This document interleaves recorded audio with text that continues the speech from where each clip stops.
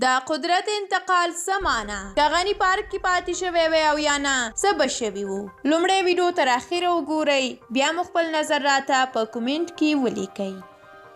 آیا له دوحې تړون وروسته له ولسمشر اشرف غني او جمهوریت سره د طالبانو او نورو سیاسیونو چلند چا مطالعه او ارزیابي کړی؟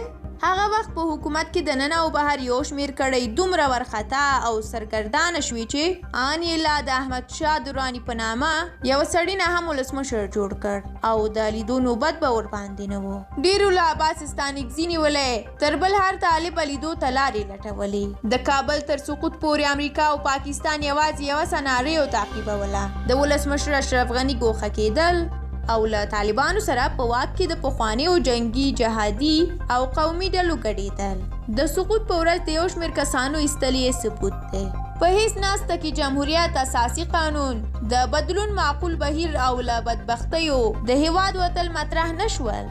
د ولسمشر د باعزت او دوامدارې سولې چغې د سړک د سر د کوم بې خبره چا نه د داسې چا خبرې وې چې پتیل شوې وه چې رئیس جمهور به و، خو په دوحه کې به یې په غیاب کې توافق کېده. بیا به یې ملک دوو هغو لورو ته سپارل کېده چې د کلونو بدبختیو اصلي عاملین دي. د ولسمشر پاتې کېدو هیڅ شي کې بدلون نه راوسته، بلکې دې بدرنګه انقلاب ته یې مشروعیت ورکوه او په ډېره خوشبینانه صورت کې یې د پخوانیو جنگي جهادي او قومي ډلو منافع تضمینول. هیواد، ولس او نظام ته یې هیڅ ګټه نه رسېدله. د جګړې په صورت کې کابل او بل هر ځای داسې ورانېده لکه لښکرګاه یې چې وران کړ.